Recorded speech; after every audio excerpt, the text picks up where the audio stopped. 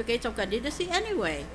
So, what we can do right now is we should demand from the COA during the next month's budget hearings that it should disallow these expenses because it has power to do so, and then demand from every cabinet member that it should refund the amounts that I've shown to you on the slide to the National Treasury. That is one way, I understand that, Your Honor, but nonetheless, presenting from the legal arguments, which I think we can argue both in the Supreme Court adequately if we want to, the fact remains is that, if I remember correctly as a younger person before, our predecessors in the Senate precisely created a campaign period precisely to limit the expenses, Right. to level, if you will, the playing field. Because already the playing field isn't really level, whether you like it or not, because there are obviously wealthier candidates and there are people who are what you might call have the propensity to be captured by those who own big corporations and end up with the practice of regulatory capture later on. And having said that, the bad taste in the mouth that is left upon young people that I see here around us is that kung makakalusot ka, okay lang. So much so that we have become really a palusot culture.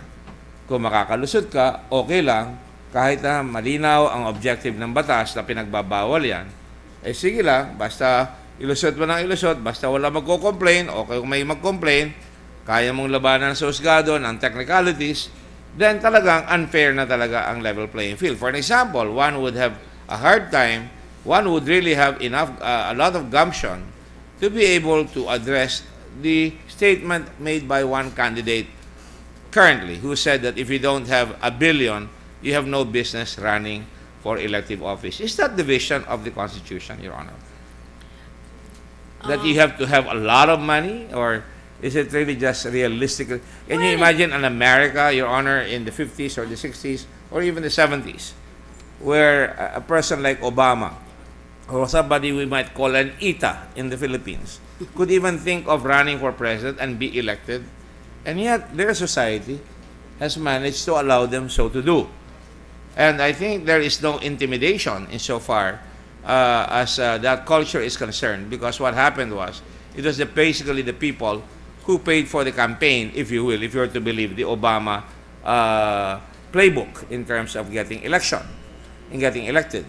And that to me is something that we must always try to strive for, the ideal that this country must carry their candidates by their contributions, as they do in America, where they can deduct the salaries of employees to go to the Democratic Party or the Republican Party, or perhaps a suggestion that I have made that perhaps it is the government that perhaps should pay for the candidacies of particularly the president, so that everybody will have a level playing field, and therefore their loyalty will really be thoroughly and unadulteratedly and unmitigatedly for the poor folks, so to speak. Eh kung payamanan na rin lang pagka-presidente ng Pilipinas, bakit pa magkampanya at mamudmud ng pera? Di isubasta na lang natin ang presidency. Sasabihin mo, I am selling the presidency of the Philippines for a minimum bid of 3 billion pesos. Oh, let's start at 3. 3.5, 3.8, ganon. Hanggang sa makuha natin ang pinakamataas na subasta. Pagkatapos, yung pera, ibigay natin sa kaban ng bayan nang sa ipamudmud natin sa mga political leaders na yumayaman bawat halalan. Kung ganyan din lang pala. But we have to have faith in our people. They will be educated as time marches on, and we shall reach the stage where the United States is today. Duman din ang Amerika at ang ibang mga mayamang bansa dito sa prosesong ito. Kaya lang, katungkulan natin, I'm very happy that Senator Gordon concurs with me na ibunyag natin itong mga kasalanan labag sa batas ng ating mga kasamahan ngayong hapon doon sa cabinet, para kung hindi sila abogado, hindi nila masabi na hindi nila alam. Kung magkamisan ho, ang tingin ko kasi dapat talaga diretsahan, hayagan. Kaya I'm a great admirer of the gentle lady, because he has always been able to say frankly what must be said, and with gusto. And that is something admirable because in our culture, we are not confrontational. And we just say, pabayaan mo na lang, talagang ganyan ang buhay, tumahimik na lang tayo, kaya walang nababago. Now, in this era of cell phones, instant communication, instant news, always ready, always first, always all the time, I think it is time that we cannot just say, nangyari na naman sa Amerika yan, tumagal yan. I'm reading a book called Presidential Courage right now, and I can see the things that are happening here happen even during the time of George Washington or during the time of Lincoln. But in reality, tama po yung sinabi niya. Pasubasta na lang po natin. Halimbawa, sabihin natin, si Miriam tatakbo, kumuha po ng 100 million sa mga kaibigan. Marami naman kayong kaibigan na magbibigay ng 100 million. Tapos next week, ipapakita nyo lang yung image nyo na tumutulo yung bahay nyo, o di kaya naman kayo nagbibisikleta, o di kaya naman kayo mismo ay talagang nagpapakita na kayo makamahirap. Siguro, pagdating ng 100 million na yun, matapos yun, siguro sa mga susunod na araw, number 1 na kayo uli sa survey. Dahil yun ang ginagawa. At pag nag-number 1 kayo sa survey, para matutuhan talaga ng tao kung ano itong larong ito, ang mangyayari dyan, marami na magbibigay sa atin na mga talagang camp followers. So, sumusunod lamang doon sa tumataas sa survey. At ito, malakas, tiyak na mananalo. Therefore, dagdagan natin ang salapi na ibibigay natin dito at konti na lang ibigay natin dito sa isa at dito natin ibigay sa tiyak na mananalo para sa ganon, pagdating ng oras, yung prangkisa natin protektado, yung ating mga prerogatives ay ayos tayo at pay protection tayo. Hindi po ba yun ang nangyayari sa ating lipunan ngayon? Oh, absolutely. You have now pointed out to these young people what is wrong with our election process. It runs on money. Kaya, kung mahirap tayo, like me in 1992, kung wala tayong pera, maaaring sa tulong ng mga mahihirap, yung mga tindera sa palengke at mga estudyante, binigay ang mga allowance sa akin, maaaring, at tapos nag-volunteer pa sila. Lahat ng rally ko ay nasa stage na ginawa ng mga estudyante. Hinihingi nila sa lumber yard ang mga junk lumber, at sila mismo ang nagpapatayo. At ilang beses kami nangahulog-hulog sa aming mga rally at inospital kami dahil sobrang dami ng tao sa itaas ng plataforma.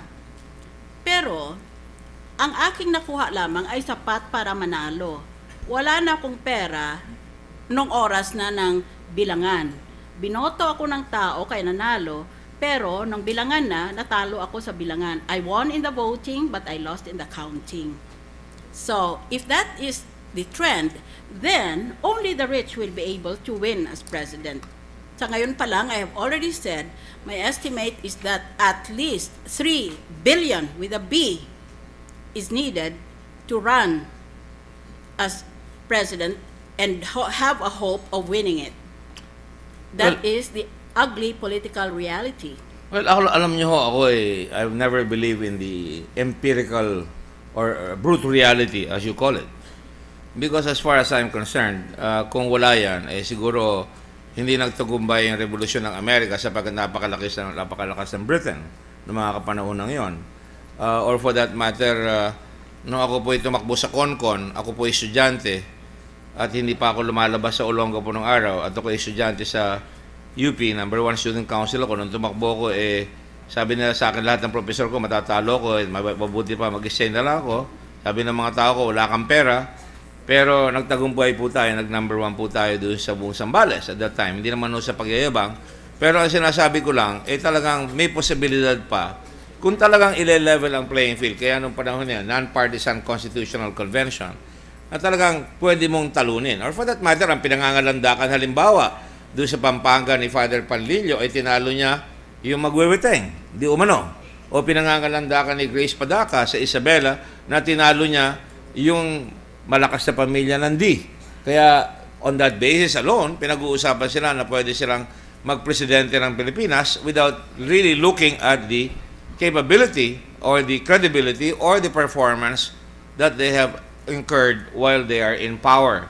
And so, ang nangyayari ho sa atin, hindi po ba? Dahil dito sa labas na ito, tayo halos magkasunod doon sa UP College of Law, doon sa University of Law, College of the Philippines, kung magbiroan tayo. Ang sinasabi ng araw ng panahon natin ay panahon ng first quarter storm, ay sinasabi na guns, goons, and gold ang nagpanalo ng Brad kong si Mr. Marcos in 1969, if I'm not mistaken. And because of that, ang sabi natin, no, wala nang kapag-pag-asa at pumasok yung Non-Partisan Constitutional Convention in 1971. At ang nangyari, nagkaroon ng constitution, naging